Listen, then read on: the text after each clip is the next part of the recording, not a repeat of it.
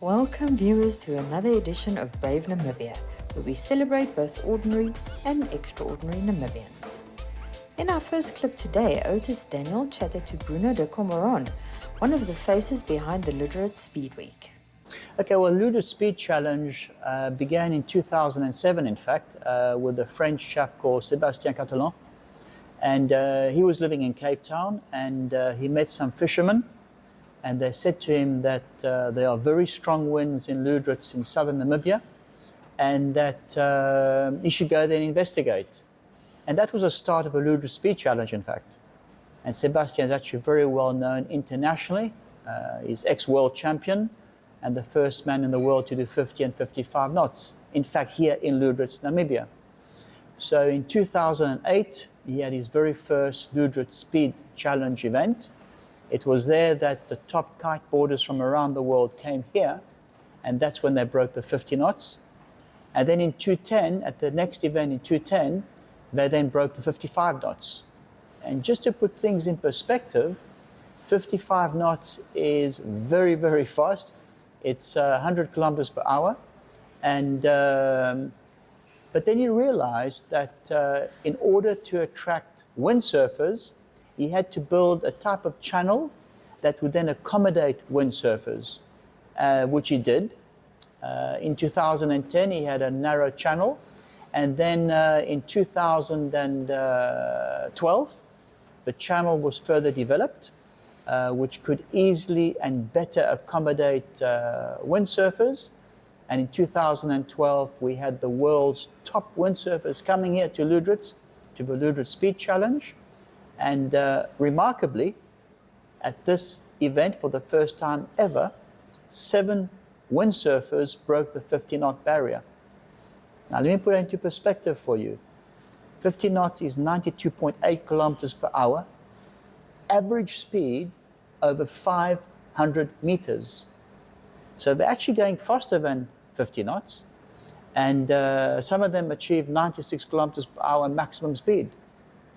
So, when those 7 windsurfers broke the 50-knot barrier, which prior to then, it had never been broken on a windsurf before, Lüderitz became world-known immediately. Suddenly, this little spot here in Namibia called Lüderitz became internationally known.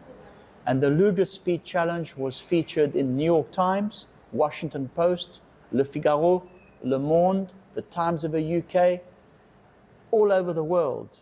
And now suddenly there was a new kid on the block. The moment you have a world record, of course, it goes in the Guinness Book of Records.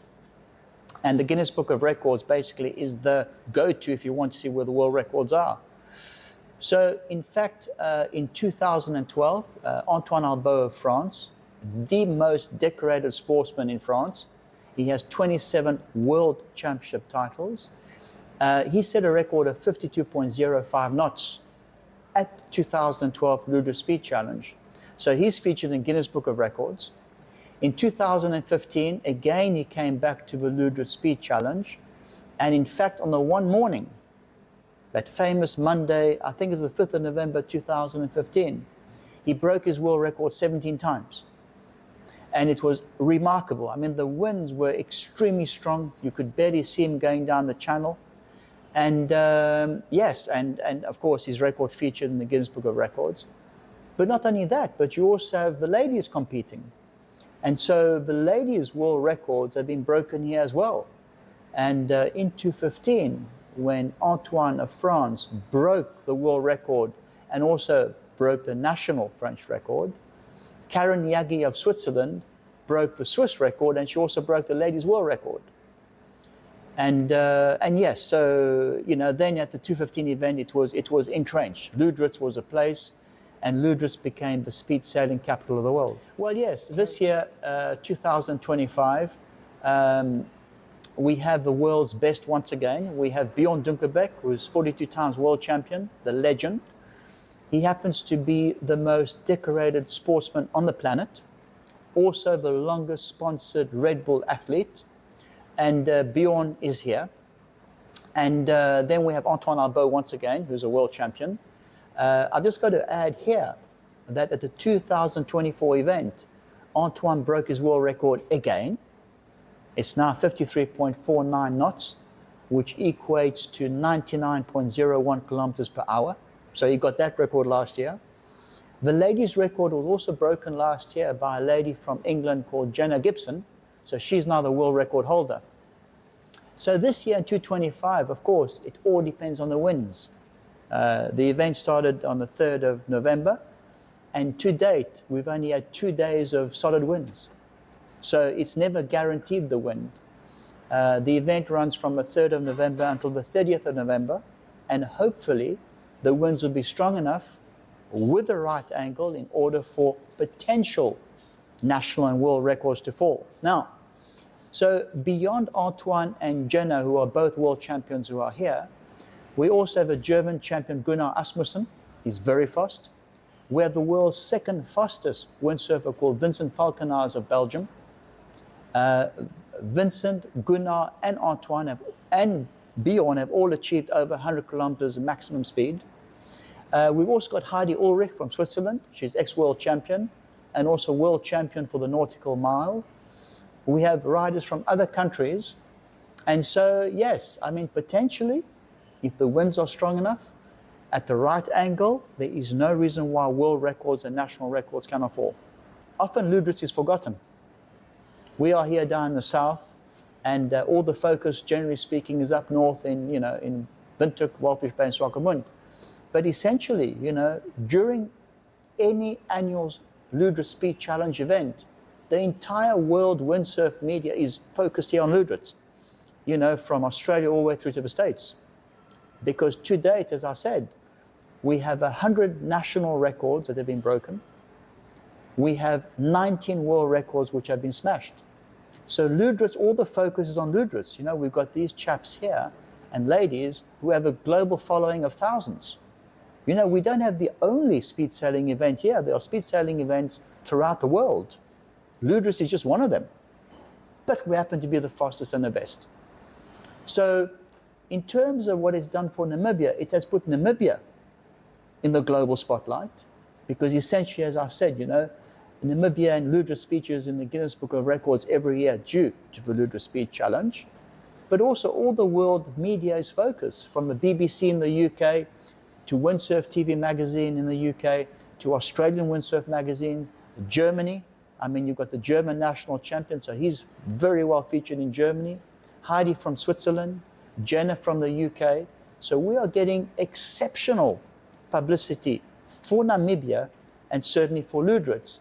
So if one had to put a monetary value to that publicity, it would run to the millions of dollars. Well, my message to the competitors would be ride safe because when you're going at over 80 kilometers per hour down that channel, you must remain 100% focused and that you don't want an accident to happen because things can get quite serious if that happens. In terms of the locals, come out and watch this event because, it's a very exciting event. It is unique in the world. Nowhere else in the world you have this. It's unique. So, we are in a very beautiful spot. The Lüderitz Speed Challenge occurs in the second lagoon of Lüderitz, a very beautiful spot. And you don't have thousands of people there. It's unique. You've got loads of space to watch the speed sailors in action. And it's a very exciting, thrilling event. It's an extreme event, in fact. It is the leading water sport event in Namibia, and certainly the only event in Namibia where many national records of countries beyond the borders of Namibia are held, and also world records. So I would invite everybody who's in Lüderitz, visitor from overseas, from South Africa, locals, from Windhoek, from all around, please come down, have a look and be enthralled because, the wind doesn't always blow and nothing lasts forever. So my advice is come have a look if you're in the area and enjoy yourself.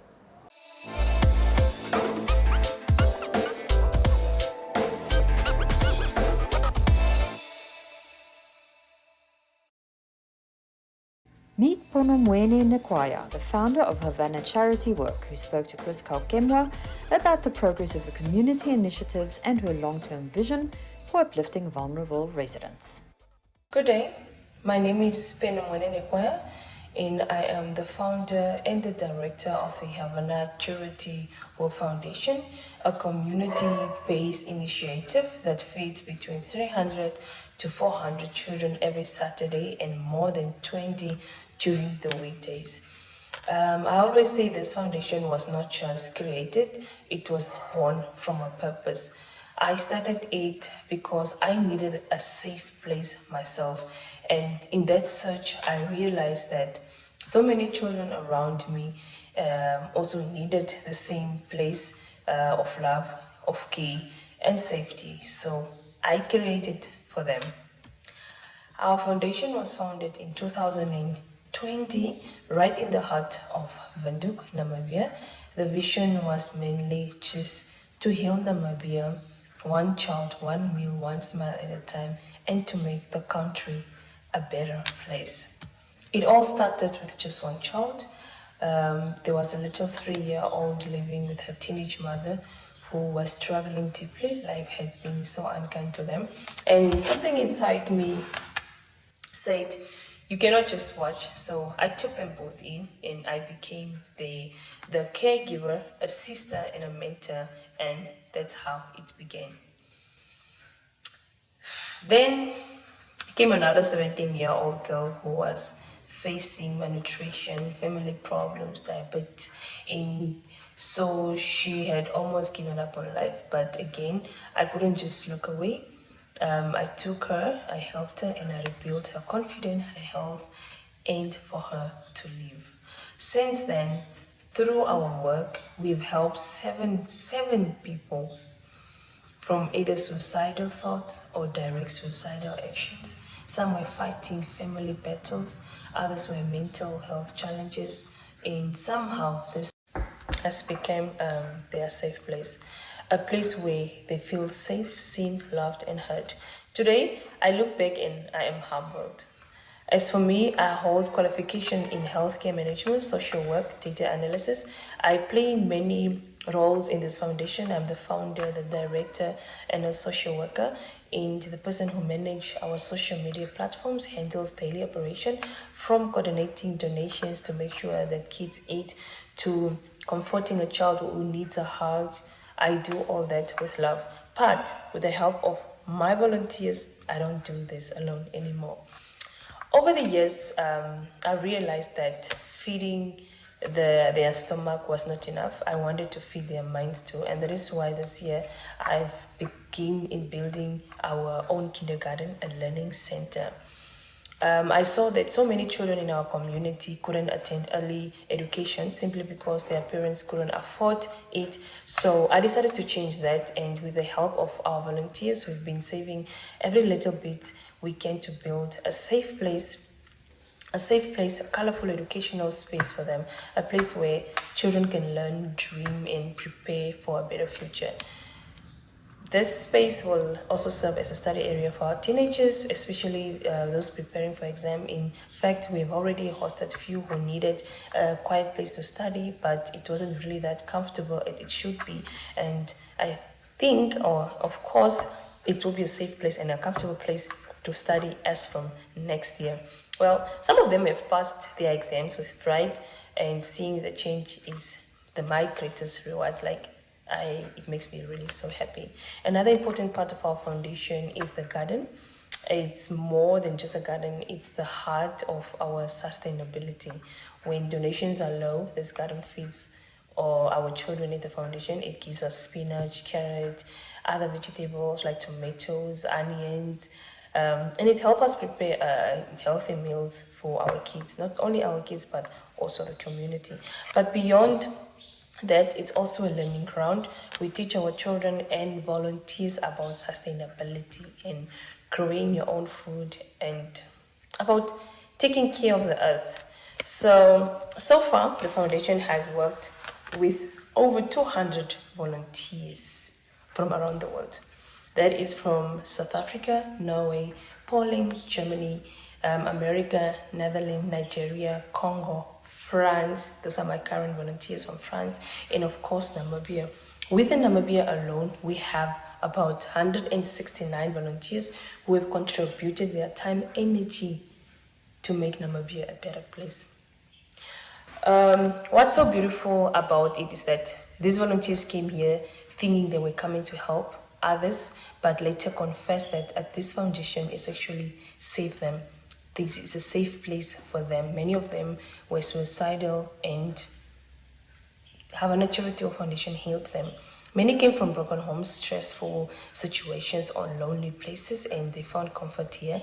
What they thought was volunteering turned out to be healing.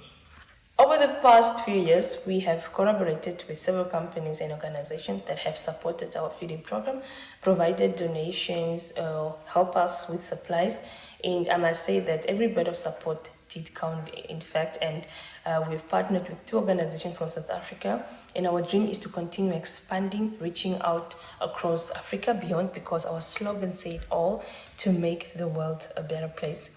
At the Havanna Charity Work Foundation, every Saturday starts early. You'll find us cooking large pots of food, singing, playing, and learning with the kids. And it's a day filled with love and a community spirit. So the joy on their faces they receive after they receive a plate of warm food, and when they dance, learn something new, that's what keep me going. It hasn't been really easy. There are days where we run out of food, days when we are worried about the next donation, days when you are really just exhausted, things are just so hard. But every time I see a child smile, as a mother says, thank you, you've helped my family, it reminds me why I started this, to make Namibia a better place. The Havanna Charity Work Foundation is just not an organization, it's a family. It's a community where broken hearts find healing, where children find love, and where young people find purpose. And as I look at how far we have come, from 1 child to 100, from a dream to a movement, I feel nothing but gratitude to everyone who have supported, volunteered, donated, and believed in us. To me, this is not just a charity, this is hope in action, and our journey is still going, but our mission is clear, very clear, to make Namibia a better place, to heal the world.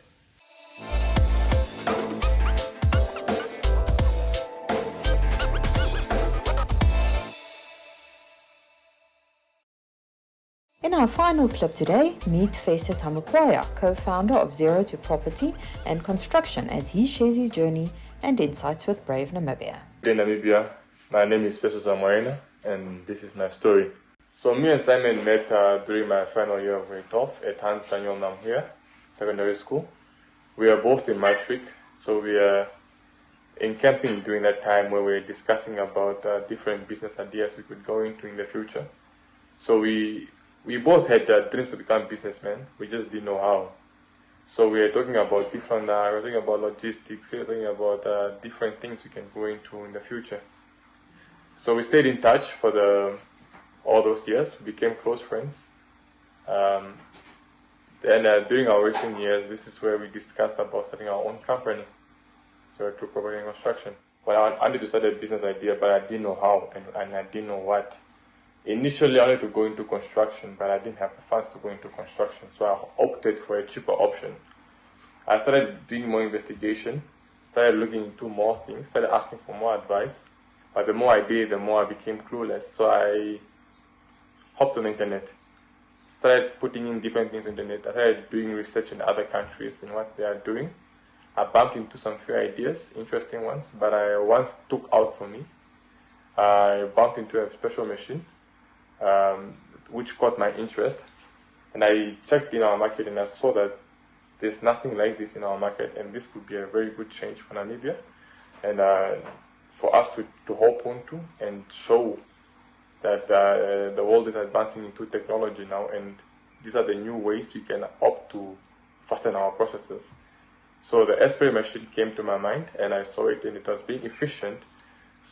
So I introduced to my business partner, Simon Abadi. We looked at it, we did our calculations, we did our researches, we spoke about it more, and we decided to go into it.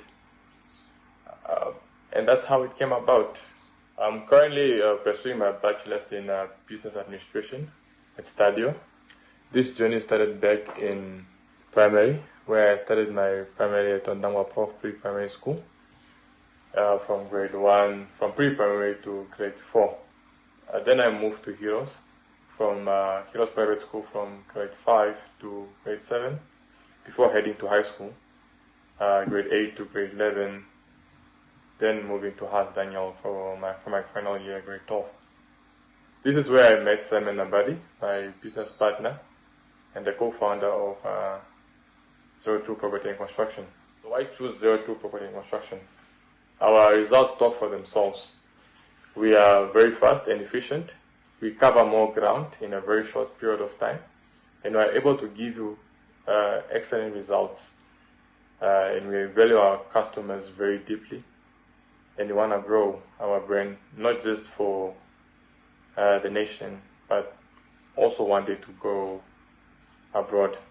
So we give our customers what they need, and we ensure we leave a beautiful client review. My partner, Simon Abadi, is born and raised in Ondangwa, a young and motivated boy. 02 Property and Construction is a professional hair-spraying business that does interior and exterior paintings. We do retouches and repaints from complexes to buildings, to tennis courts, to courts. Anything that regards being painted, we do that at a faster pace, precisely and efficiently, at a very affordable price. We have faced some challenges during this process of us growing. Number one has been funding, which has been a bit hard because there are some projects where we require to fund ourselves, or where we find ourselves we need to buy more things for the company. So that has been one of our problems. Number two, equipment. You find yourself working with a double story, and we need ladders or something higher to put us on higher ground. That's been a stretch because we always end up hiring more equipment, and we are working on buying our own equipment as we go on. Number three is a brand awareness. We have been trying to get our brand out there, so it's been a stretch. That's why we opt for social media. That has been working efficiently for us now, but it's been one of our challenges during the first months we have started with our company. But as time is going on, we are working good on it. So far, we have worked with the likes of content creators like Mulongo Hipinge for advertising purposes, businessmen like Larry's Investments. We have worked on some projects of his, and we have also painted different houses in the north and as well as Windhoek. So that has been one of our achievements so far, and we are grateful. And there are more projects along around Namibia that we are going to work on. What is our vision? We aim for 02 Property and Construction to become the major spraying company in Namibia. We want to offer more employment to the youth and more people, and we want to open up more offices around Namibia, give people the reach to get in contact to us, so we can help make their spaces more beautiful and give it more color. We aim to paint Namibia and grow. Thank you very much for giving me this space to talk about my story and talk to the youth. I aim to see more young entrepreneurs coming into the space and to show people that we just don't follow, but we are also able to lead. Thank you very much, and I appreciate you guys for listening and hearing me out today. My name is Festus Hamukwaya, the co-founder of 02 Property and Construction. Thank you for tuning in today. If you know of someone you feel should feature on our show, please contact us at brave@synergy.com.na.